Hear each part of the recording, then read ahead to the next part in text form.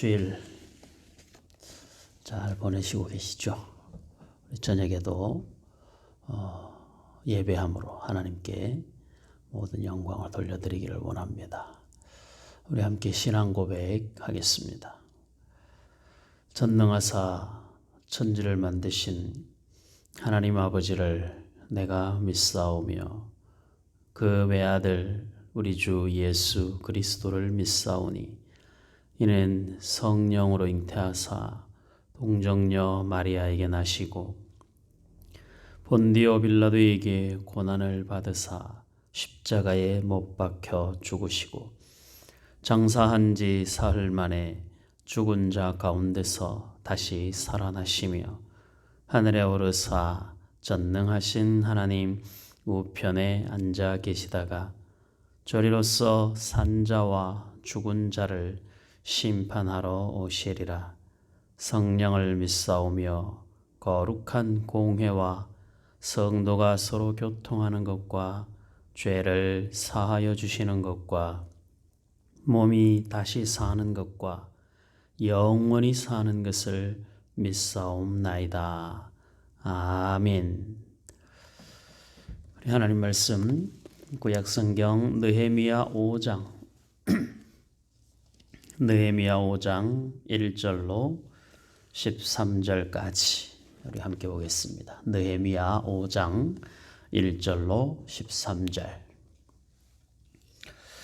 자, 우리 다 같이 한 목소리로 읽고 말씀을 살펴보겠습니다. 그때에 백성들이 그들의 아내와 함께 크게 부르짖어 그들의 형제인 유다 사람들을 원망하는데 어떤 사람은 말하기를 우리와 우리 자녀가 많으니 양식을 얻어 먹고 살아야 하겠다 하고 어떤 사람은 말하기를 우리가 밭과 포도원과 집이라도 저당 잡히고 이 흉년에 곡식을 얻자 하고 어떤 사람은 말하기를 우리는 밭과 포도원으로 돈을 빚내서 왕에게 세금을 바쳤도다. 우리 육체도 우리 형제의 육체와 같고 우리 자녀도 그들의 자녀와 같거늘 이제 우리 자녀를 종으로 파는도다. 우리 딸 중에 벌써 종된 자가 있고 우리의 밭과 포도원이 이미 남의 것이 되었으나 우리에게는 아무런 힘이 없도다 하더라. 내가 백성의 부르짖음과 이런 말을 듣고 크게 노하였으나 깊이 생각하고 귀족들과 민장들을 꾸짖어 그들에게 이르기를 너희가 각기 형제에게 높은 이자를 취하는도다 하고 대회를 열고 그들을 쳐서 그들에게 이르기를 우리는 이방인의 손에 팔린 우리 형제 유다 사람들을 우리의 힘을 다하여 도로 찾았거늘 너희는 너희 형제를 팔고자 하느냐 더구나 우리의 손에 팔리게 하겠느냐 하며 그들이 잠잠하여 말이 없기로 내가 또 이르기를 너희의 소행이 좋지 못하도다. 우리의 대적 이방 사람의 비방을 생각하고 우리 하나님을 경외하는 가운데 행할 것이 아니냐. 나와 내 형제와 종자들도 역시 돈과 양식을 백성에게 구워 주었거니와 우리가 그 이자 받기를 그치자. 그런즉 너희는 그들에게 오늘이라도 그들의 밭과 포도원과 감람원과 집이며 너희가 구워준 돈이나 양식이나 새 포도주나 기름의 100분의 1을 돌려보내라 하였더니 그들이 말하기를 우리가 당신의 말씀대로 행하여 돌려보내고 그들에게서 아무것도 요구하지 아니하리이다 하기로 내가 제사장들을 불러 그들에게 그 말대로 행하겠다고 맹세하게 하고 내가 옷자락을 털며 이르기를 이 말대로 행하지 아니하는 자는 모두 하나님이 또한 이와 같이 그 집과 산업에서 털어버리실지니 그는 곧 이렇게 털려서 빈손이 될지로다 하며 회중이 다 아멘 하고 여호와를 찬송하고 백성들이 그 말한 대로 행하였느니라. 아멘.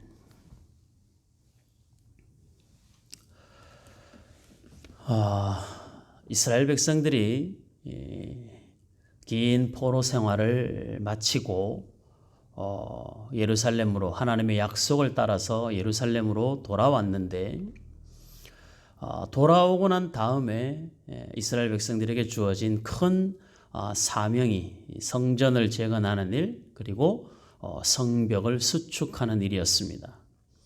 느헤미야를 통하여 성벽을 수축하는 중에 많은 반대자들이 생겨났고 그 중에서 또 다른 사람들은 전쟁의 위협을 가하면서 이스라엘 백성들의 마음을 조마조마하게 만들었습니다.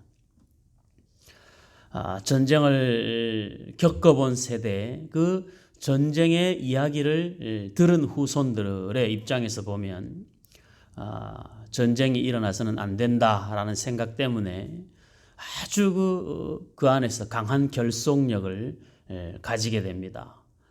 기본적으로 자기가 살고 있는 집을 중심으로 성벽을 수축하고 중간중간에 나팔수를 두어서 이쪽으로 적들이 쳐들어오면 이쪽에서 나팔을 불면 다른 쪽 사람들이 몰려가서 그 전쟁을 같이 수행하고 또 저쪽에서 나팔을 불면 그 소리를 듣고 소리 나는 방향으로 가서 전쟁을 같이 수행해서 막아내는 그런 작전을 짜고 성벽을 수축을 합니다.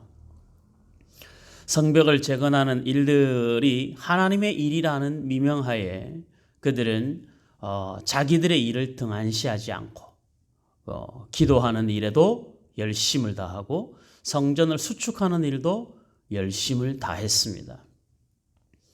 우리가 지난주에도 살펴보았듯이 하나님의 일을 빙자하여 우리 자신에게 처한 우리가 있어야 하는 그 자리에 우리의 역할을 게을리하면 안 된다. 예수 잘 믿는 사람들은 직장 생활도 잘 해야 된다 했습니다. 공부도 열심히 해야 된다 했습니다. 반면에 직장 생활 열심히 하고 공부를 열심히 다 한다는 그 이유가 하나님 앞에 기도하고 예배하는 일을 뒷전으로 미뤄둬서도 안 된다 했습니다. 느헤미야 시대의 성벽 수축하는 사람들을 보면서 우리는 그 두 가지가 얼마나 다 각각 중요하고 그 두 가지 중에 어느 하나를 선택해서 다른 한쪽이 먼저 선택한 것에 대하여 예속되어야 된다는 것을 성경은 이야기하고 있지 않다. 두 가지가 다 중요하다 했습니다. 예수 잘 믿는 사람들은 교회에서 하나님 잘 믿는 사람들은 가정에서도 직장에서도 하나님을 잘 믿는 사람이어야 돼요. 직장에서 인정받고 능력받는 사람들일수록 교회 안에서 신앙생활도 본이 되는 삶을 살아야 되는 것입니다.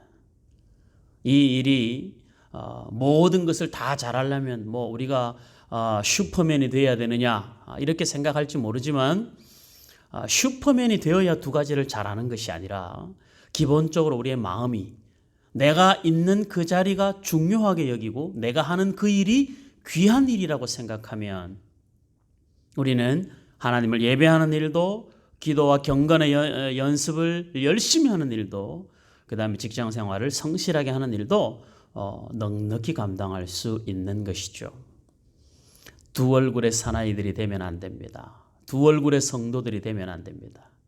하나님과 사람들에게 동일하게 사랑받고 동일하게 칭찬받는 사람들이 되어야 되는 것이죠.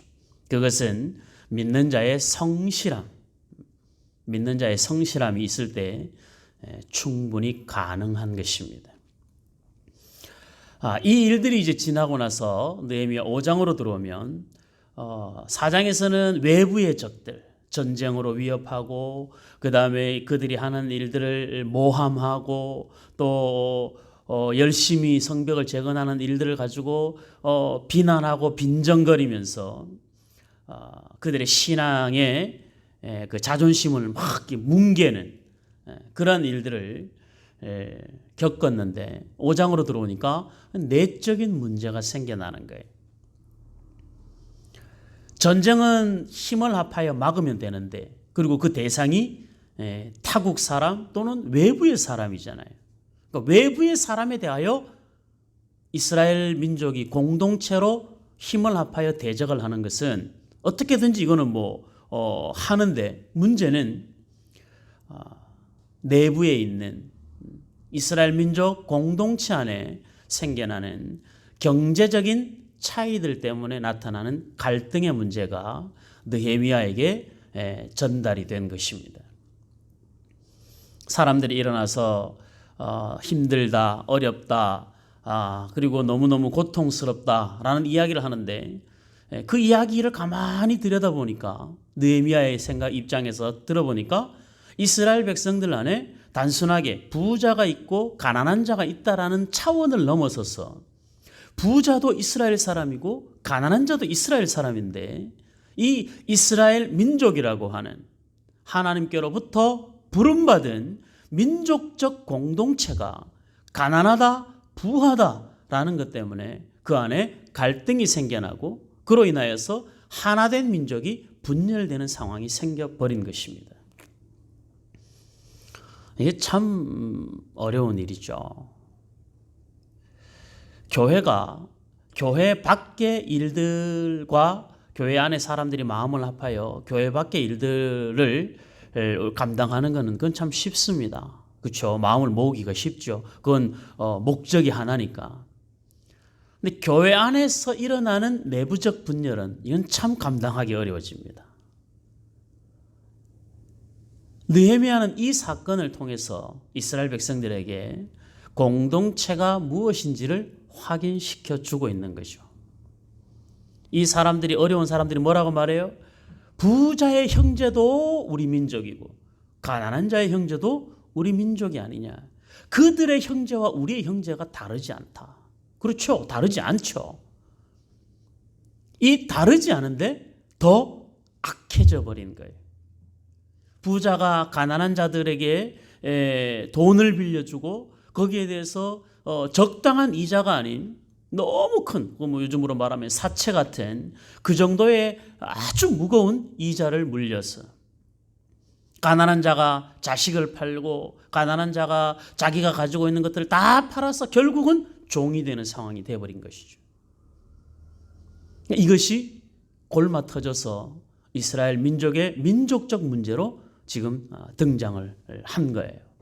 근데 우리가 출애굽기나 레위기, 민수기, 신명기를 보면 이스라엘 백성들을 하나님이 공동체로 부르시고, 그리고 나서 그들에게 하나님께서 원하시는 것은 어느 누구도 차별받지 않도록, 경제적으로도 차별받지 않고 정치적으로도 차별받지 않고 민족적 공동체 안에서 서로가 한 가족이요 한 형제라는 사실을 항상 인식하고 살아야 된다. 그래서 너희 안에서 혹이라도 살인이 일어나면 가족이고 공동체라 여겨서 도피성을 만들어서 일단 사람을 살려놓고 그 다음에 그 문제를 풀어가야 된다. 그게 전부 다 공동체성과 관계된 것이거든요. 도피성의 문제도. 그 다음에 사람이 농사를 지어서 수확을 할 때는 수확을 다 가져가지 말아요. 탈탈 털어서 싹싹 쓸어서 하나도 남김없이 가져가지 말고 어느 정도 추수를 했으면 나머지는 과와 과부와 나그네를 위하여 남겨둬라. 그 과와 과부와 나그네가 훑어가고 나서 그래도 남은 것이 있으면 그것은 들짐승들이 먹도록 놔둬라. 이것이 나중에 안식년과 희년의 제도로 연결되어서 너희가 돈을 주고 종을 샀으면, 기본적으로는 같은 종족들 안에서는, 이스라엘 백성들 안에서는 돈을 주고 종을 사고 파는 일을 하지 마라. 너희 중에 형제를 종으로 삼지 말라 라고까지 말씀을 하셨어요. 그런데 혹여라도 도저히 이 가난한 사람이 자기가 할 수 있는 것이, 자기가 살 수 있는 방법이 자기를 형제의 종이 되어 그 방법 외에는 자기가 살 수 없는 형편에 있는 사람들이 혹 너희들 가운데 있거든. 그래서 그 사람을 종으로 샀으면 안식년이 되면 그 사람에게 자유를 줘라. 희년이 되면 그 사람에게 자유를 줘라 라고까지 성경이 가르치고 있습니다. 그러니까 이스라엘 민족은 서로가 누가 주인이고 종이고 이런 관계가 될 수 없는 거예요. 기본적으로 아브라함의 후손들이니까 형제지요. 야곱의 12아들들로 구성된 12지파이기 때문에 형제. 교회도 마찬가지죠. 하나님을 아버지라 부르는 하나님의 자녀들이 모여서 공동체로 모여있는 공동체가 바로 이 교회입니다. 그래서 하나님의 특별한 가족인 것이죠. 우리 샘서는 교회와 또 주변의 여러 다른 교회와 그리고 더 나아가서 온 우주적인 하나님의 교회는 다 하나님의 자녀된 교회가 하나님의 성도들이 모여서 이루어가는 것이 교회거든요. 그러니까 그 교회 안에 어떤 사람은 귀족 대접을 받고 어떤 사람은 가난한 자 취급을 받고 어떤 사람은 귀하게 여김받고 어떤 사람은 천하게 여김을 받는 것은 하나님이 기뻐하시는 공동체가 결단코 될 수 없는 것이죠. 그러니까 교회에서는 첫째 오래된 사람, 그 다음에 사회적 지위가 좀 있는 사람, 그리고 경제적 여유가 좀 있는 사람, 그리고 나이가 다른 사람들에 비해서 좀 많은 사람, 그리고 교회 안에서 주는 직분은 높낮이가 없지만 그래도 직분을 가지고 어느 정도 다른 사람에게 영향력을 끼칠 수 있는 사람. 이 사람들은 어떻게 해야 되는? 다른 사람보다 배나 겸손하고 배나 침묵할 수 있어야 되는 거예요. 그게 공동체를 세워가는 하나님의 방법입니다. 교회에서 오래된 사람이 터줏대감 노릇하면 안 돼요. 교회 사회에서 나름 어떤 신분이 나름의 영향력이 있는 사람들은 교회에 와서 유세 부리면 안 돼요. 감사해요. 우리 교회는 그런 사람들이 없어서.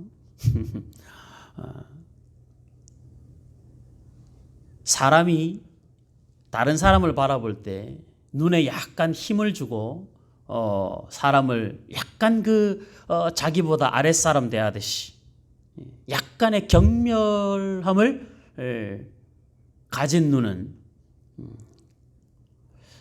이게 좀 과하게 지금 말이 나오려고 하는 걸 지금 참고 있는데 안 됩니다. 그렇게 하면 하나님의 형상대로 지음받은 사람을 존중할 줄 알아야 되는 거예요.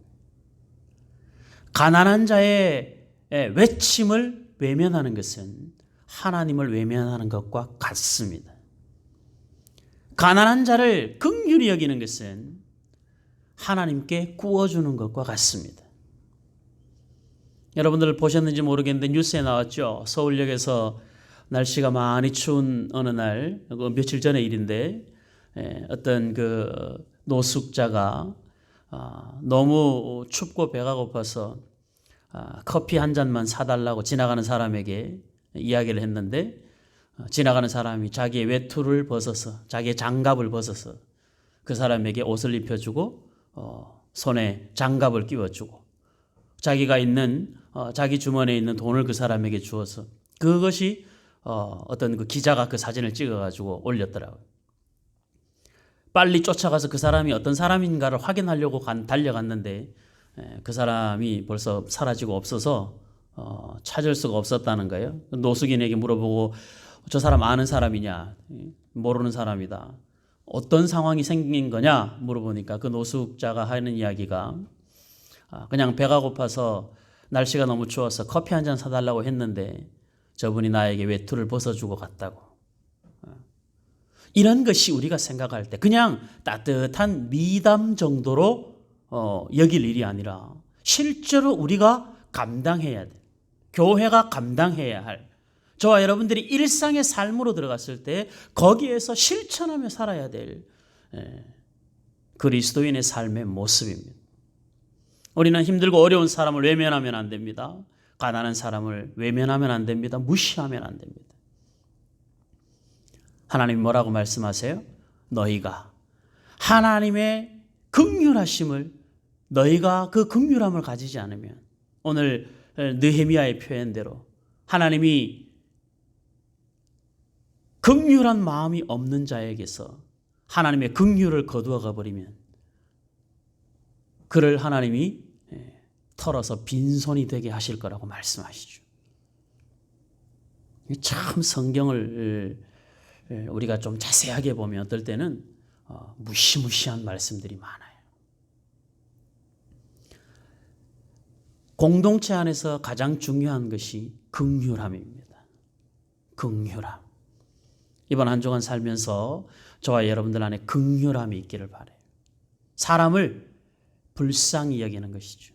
나보다 낮아서, 나보다 부족해서 긍휼이 아니라 하나님의 사랑, 내가 받은 하나님의 사랑에 그에게도 하나님이 그 사랑을 베풀어 주기를 원하는 마음이 긍휼한 마음이에요.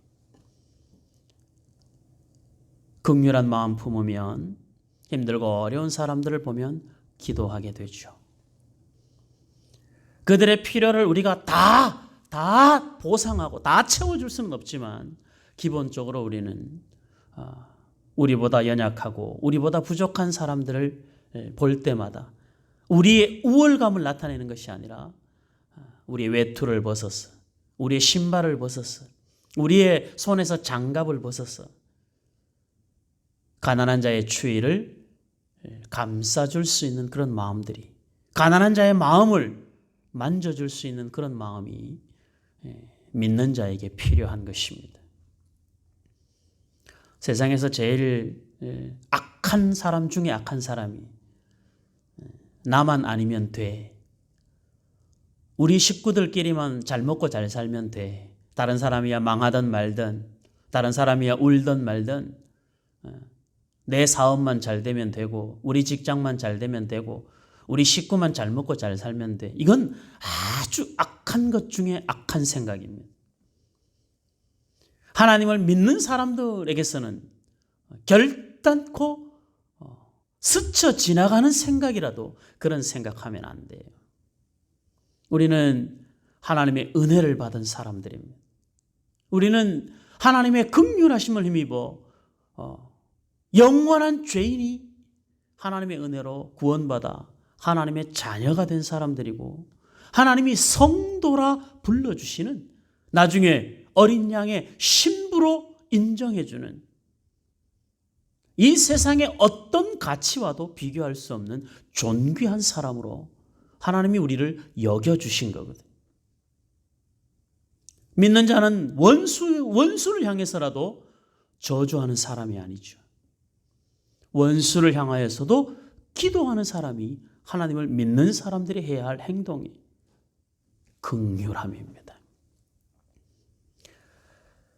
예수님께서 산상복음을 통해서도 말씀하셨죠. 긍휼히 여기는 자는 복이 있나니 저희가 긍휼히 여김을 받을 것이며.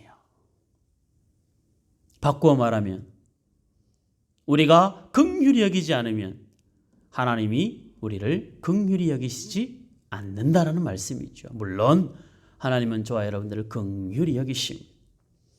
하나님 그렇게 말씀해서라도 우리가 긍휼한 사람이 되기를 원하는 거예요.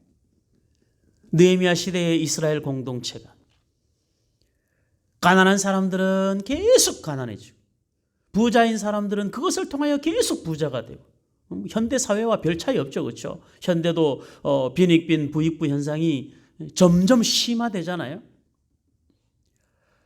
부자의 것을 빼앗아서 가난한 자를 주어서 평등을 만들어 가자는 이야기가 아니에요. 그건 공산국가고 민주국가는 그렇게 말하는 것이 아니죠.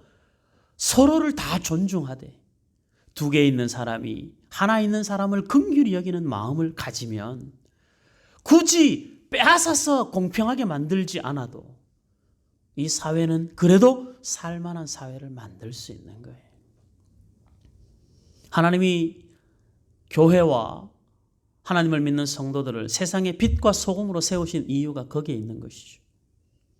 저와 여러분들이 긍휼한 마음을 품고 가는 그 모든 곳에는 빛이 소금이 밝히고 썩는 것을 방지하는 것처럼 성도의 삶이 어느 곳에 있든 거기에 하나님의 영광이 빛나고 어느 곳에 있든 그렇게 썩어서 그렇게 악취가 날 수밖에 없는 그 공동체 속에도 믿는 자가 들어가면 더 이상 썩어지지 않고 기존에 썩었던 것들을 도려내서 새로워지는 것을 하나님을 믿는 사람 덕분에 그런 일들이 일어날 수 있어야 되는 것이죠.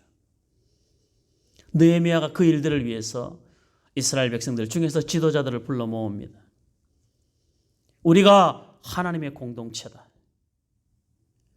하나님께로부터 은혜를 받은 민족이고 우리의 조상으로부터 언약을 가진 바로 그 백성인데 우리 안에 이런 일들이 일어난다는 게 이게 말이 안 된다. 지금부터 너희 안에서 이런 부조리를 없애야 된다 하고 제사장들과 그 관리들부터 시작을 해서 이 일들을 더 이상 그 일들을 못하게 하고 그동안에 그들을 배불리 했던 가난한 자들에게서 가져온 것들을 다 다시 돌려주게 합니다. 여러분들 이게 말보다 쉽지 않아요.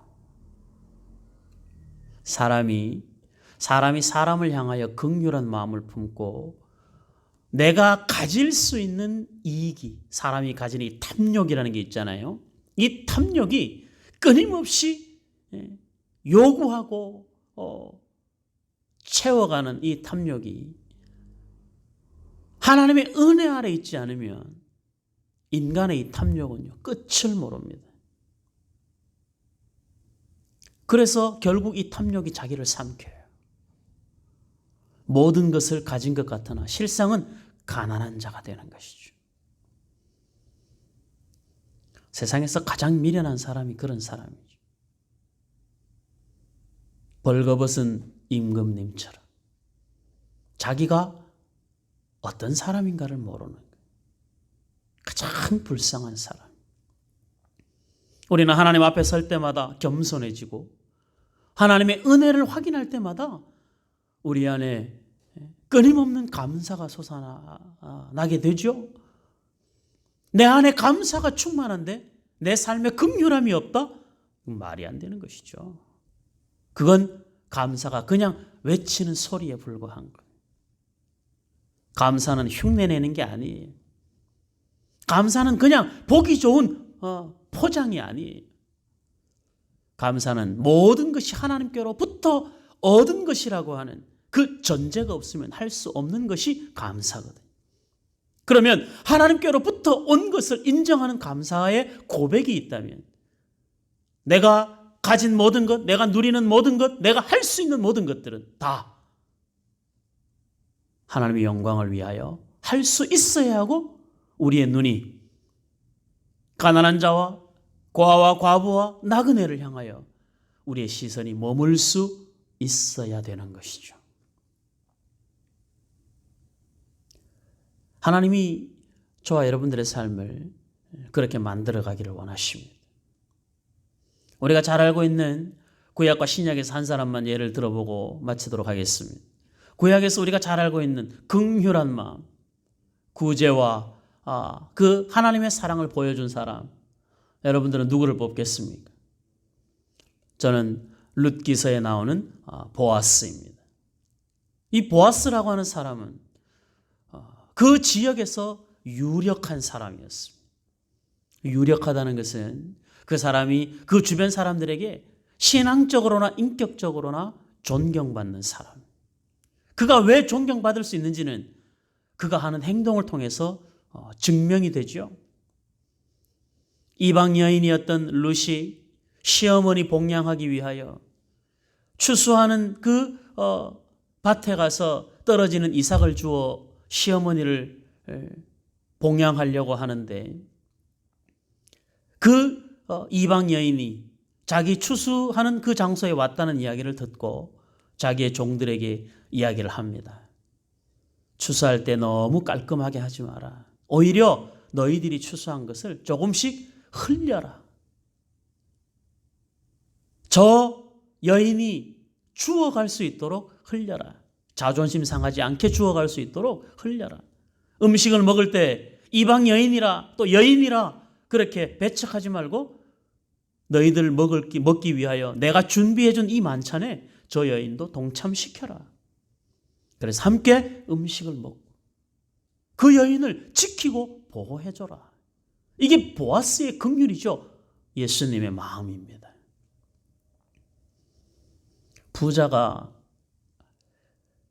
사람들에게 기부하고 폼나게 적선하는 것은 할 수 있지만 부자가 가난한 자의 마음을 품는 것은 참 어렵습니다.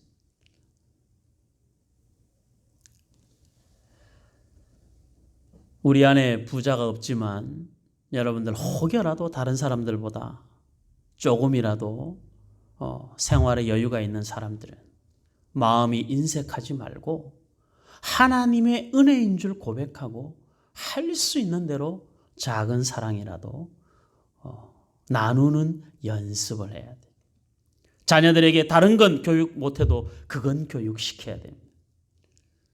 나누는 거야. 혼자 먹는 거 아니야. 작은 거 하나도 친구와 나눠서 먹는 거.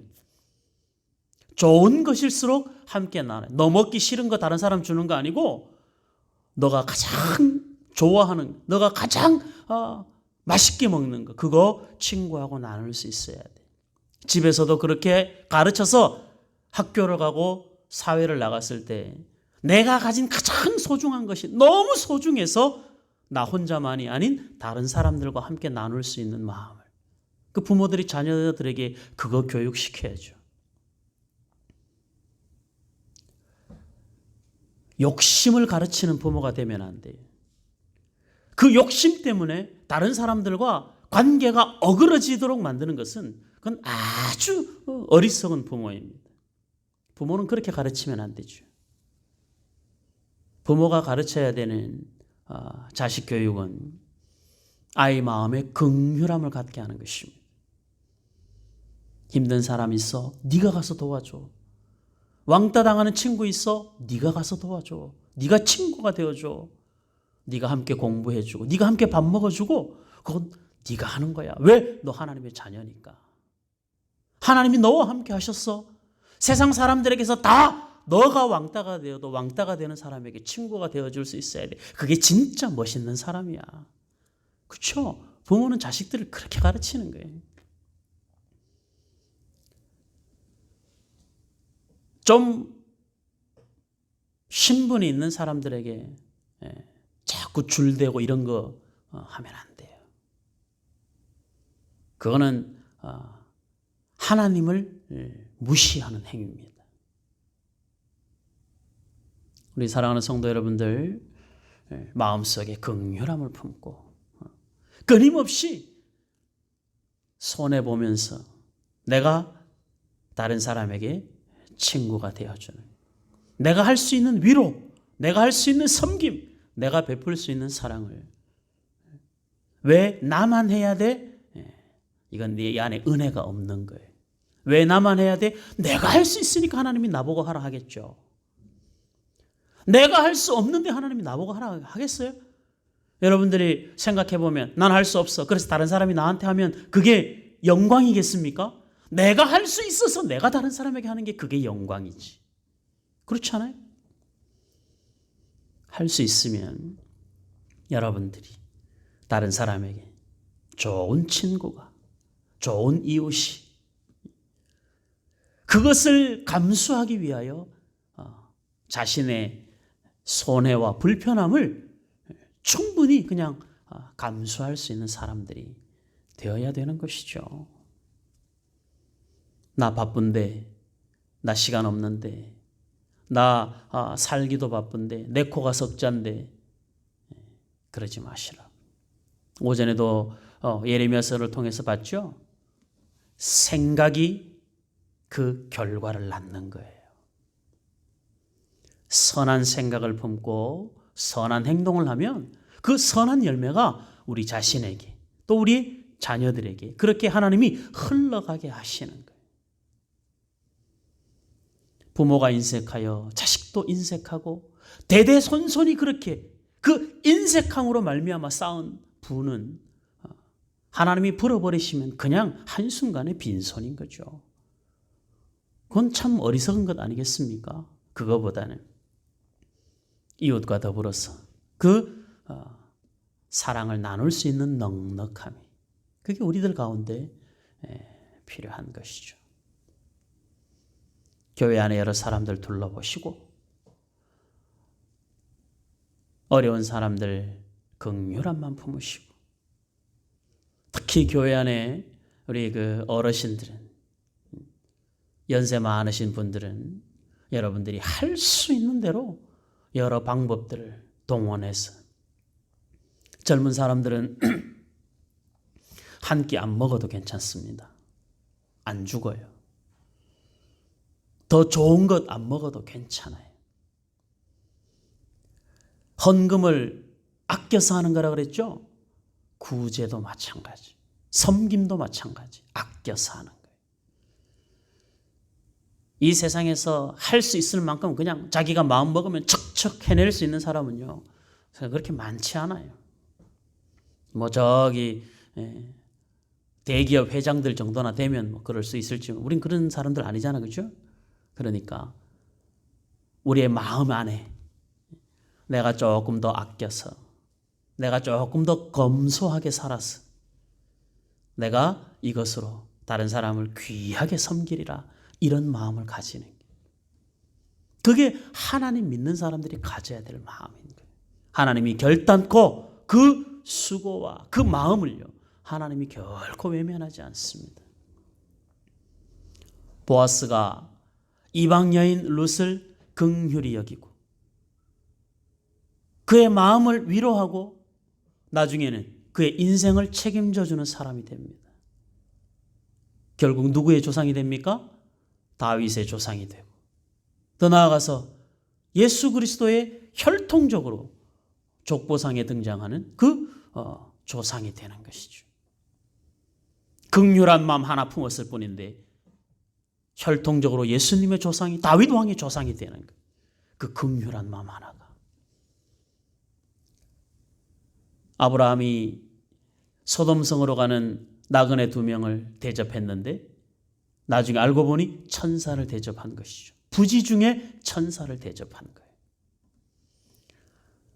주변의 사람들이, 어려운 사람들 보면 못 본 척 지나가지 마시고, 외면하지 마시고, 하나님이 내 눈에 보이게 한 사람을 내가 할 수 있는 영역 안에서, 내가 하나님이 나를 통하여 은혜 베풀기를 원하시는구나, 그 생각을 하면 틀림없이 여러분들에게 복이 될 것입니다. 지금 제가 요즘에는 거의 지하철을 타보지 않아서 잘 모르겠는데, 옛날에는 지하철을 타보면 항상 구걸하는 사람들이 있습니다. 지하철 안에 왔다 갔다 하면서 하는 사람들이 2사람이 있죠. 예수 천당 불신지옥 하는 사람 한 사람, 그 다음에 도와달라고 구걸하는 사람 한 사람이 꼭 지하철에 있었는데, 사지가 멀쩡한 사람이 왜 저러고 살아 이러지 말고, 믿는 사람은 그렇게 말하는 거 아니에요. 사지가 멀쩡한 사람이 나보고 도와달라 하면 그래도 우리는 사지가 멀쩡한 것이 내가 그를 돕는 기준이 아니라, 내가 그를 도울 수 있는 마음이, 하나님이 내게 그 마음 주시고 불쌍한 마음으로, 긍휼한 마음으로 도와주는 것이죠. 여러분들, 우리가 한 사람을 돕는데 수백만 원, 수천만 원을 쓰라는 게 아니에요. 우리가 가진 재산을 다 팔아서 가난한 사람에게 나누어 주라는 것이 아니에요. 내가 할 수 있는 가장 작은, 하고도 내가 시험 들지 않을 선에서, 거기서부터 시작해서 내 것의 많은 부분들을 양보하면서도 내 마음이 불편하지 않고 억울하지 않고 견딜 수 있을 만큼의 마음이 점점 그렇게 커질 때까지, 그렇게 조금씩 우리의 이 긍휼의 마음을 넓혀가면 되는 거거든요. 하루아침에 모든 걸 다 하려고 하지 마시고, 오늘 할 수 있는 만큼, 지금 할 수 있는 만큼 내 마음이 인색하여 외면하지만 않으면 우리는 그 과정을 통해서 조금씩 성장해 가게 되는 것입니다. 신약에서는 누가 있을까요? 사도행전 10장에 등장하는 고넬료라고 하는 사람. 그는 로마 군대의 백부장이었습니다. 그럼에도 불구하고 그는 하나님을 섬기는 사람이었고, 그는 이웃을 많이 구제했어. 그의 구제가 하나님의 귀에 들렸다 했습니다. 하나님께 상달된 구제를 했던 사람입니다. 생색낸 거 아니고 떠벌떠벌 자랑한 것 아니고 오른손이 하는 일을 왼손이 모르게 그냥 구제를 한 것이죠. 그 구제가 하나님의 귀에 들린 거예요. 하나님이 베드로의 마음을 감동하시고 고넬료의 마음을 감동하셔서 두 사람이 만나 하나님의 말씀을 듣게 하는 그 일들을 하나님이 고넬료에게 축복으로 선물하셨습니다. 얼마나 놀라운 기적의 역사입니다. 이런 것이 기적이죠. 우리가 기대하는 기적이 이런 것이어야 되지 않겠습니까? 사랑하는 우리 성도 여러분들, 하나님이 우리의 삶을 떨어버려서 우리가 빈손이 되고 우리가 아무것도 아닌 사람이 되는 것이 아니라 다른 사람의 빈손에 우리 손이라도 잡아주는 사람, 힘든 사람들의 마음에 소금 뿌리지 않고 마음이 힘든 사람의 생각에 초치지 않고 힘든 사람의 마음을 주님의 사랑으로 품을 수 있고 할 수 있는 대로, 지금은 코로나 때문에 못하지만 여러분들 지금 그런 마음을 품으셔야 돼요. 나중에라도 정말 답답하고 힘들고 괴로워할 때 내가 밥 한 끼 사줄 수 있는 사람, 내가 커피 한 잔 사줄 수 있는 사람이 되면 되는 거예요. 이게 내가 그 일을 겪기 전에는 다 할 수 있을 것 같아요. 그런데 정작 내가 해야 될 때는 시간이 없어서 못할 때도 있고 돈이 없어서 못할 때도 있습니다. 우리가 소원을 품고 준비하고 있어야 돼요. 항상 준비하고 있어야 돼요. 그렇게 저는 저와 여러분들이 마음이 넉넉한 사람이 되었으면 좋겠습니다.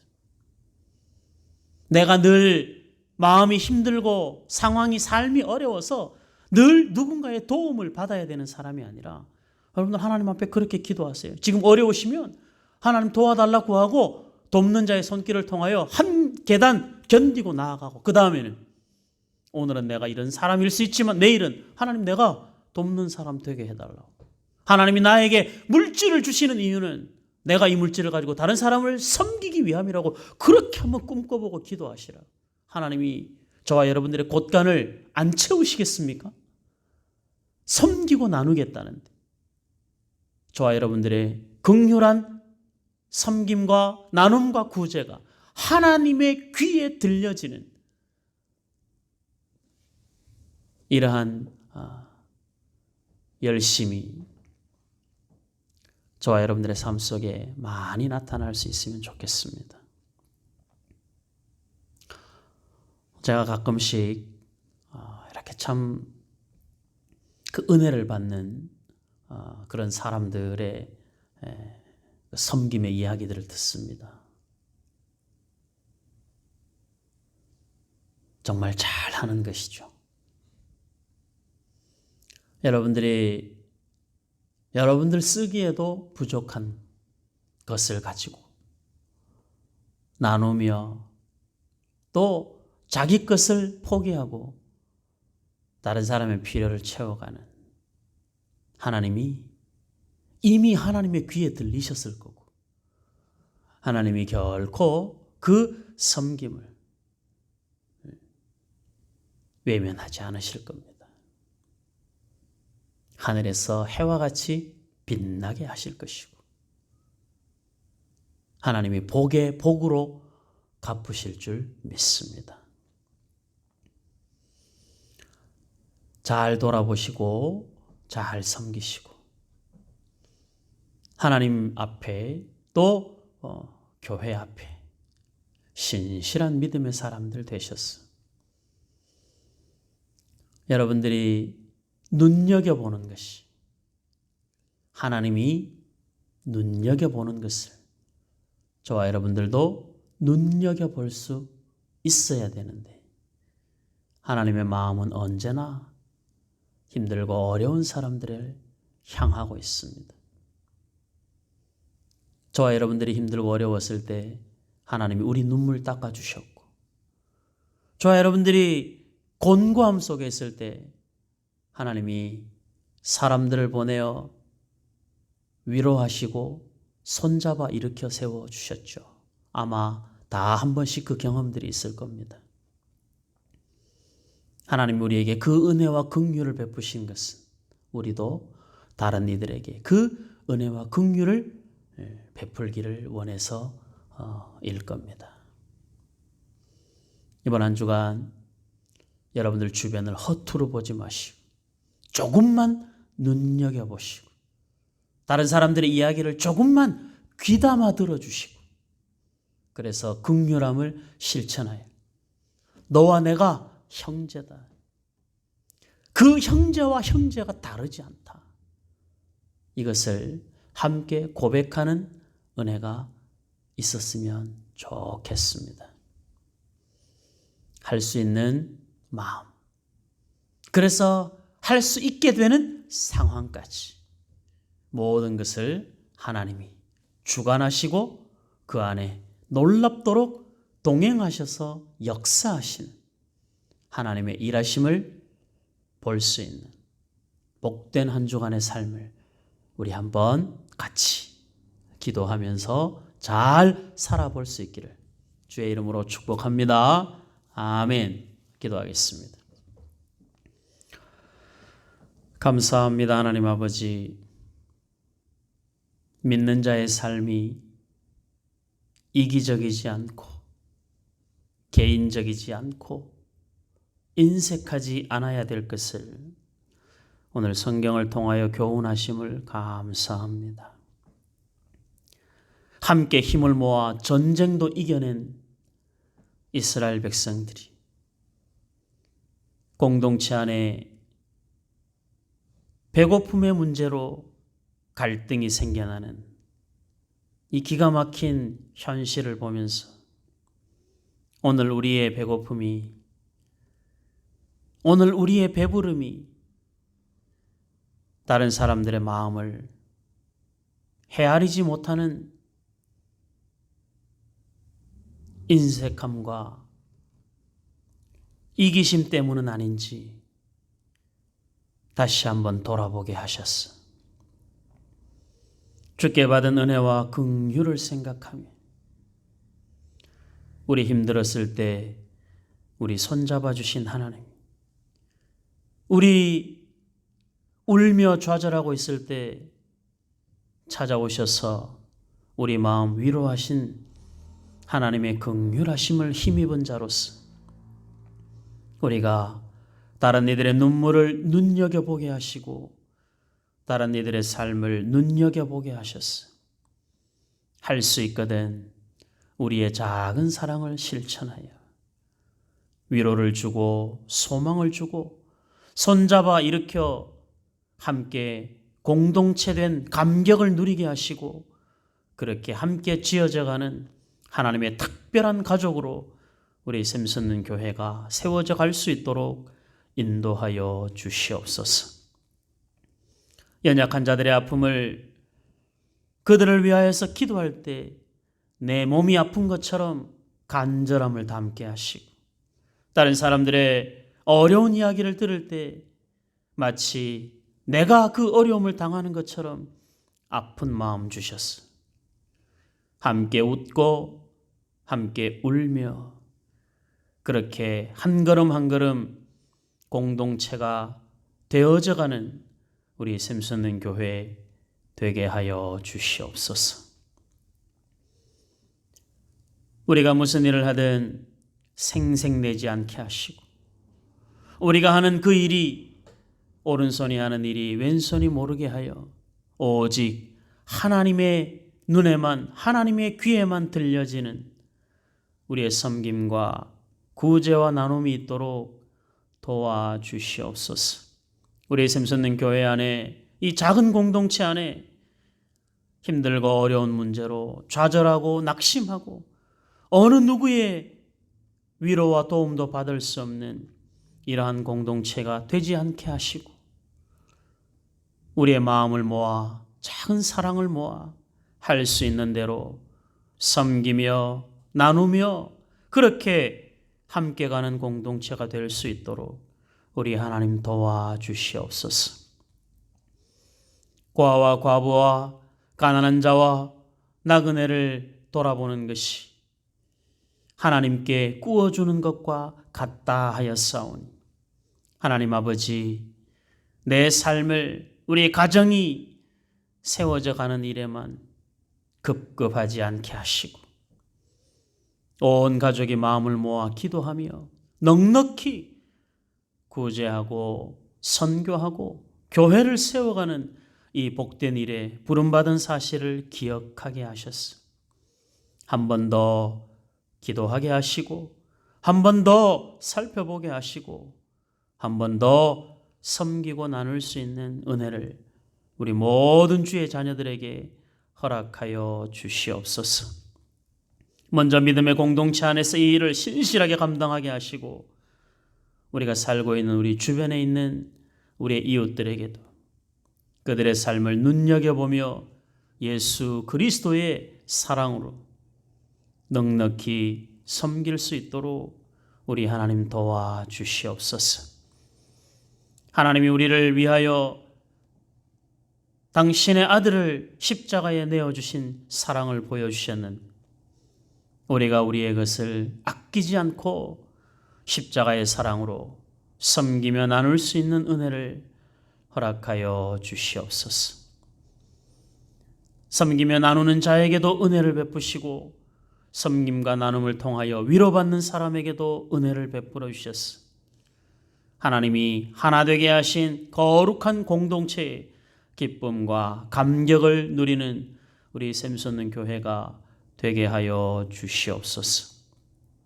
한 주간 더 많이 우리 안에 하나님께서 이루실 위대한 기적과 역사를 날마다 소원하며 예수님 이름으로 기도하옵나이다.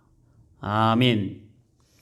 하늘에 계신 우리 아버지여, 이름이 거룩히 여김을 받으시오며 나라의 임하옵시며 뜻이 하늘에서 이룬 것 같이 땅에서도 이루어지이다. 오늘날 우리에게 일용할 양식을 주옵시고 우리가 우리에게 죄 지은 자를 사하여 준 것 같이 우리의 죄를 사하여 주옵시고 우리를 시험에 들게 하지 마옵시고 다만 악에서 구하옵소서. 대개 나라와 권세와 영광이 아버지께 영원히 있사옵나이다. 아멘. 감사합니다, 여러분들.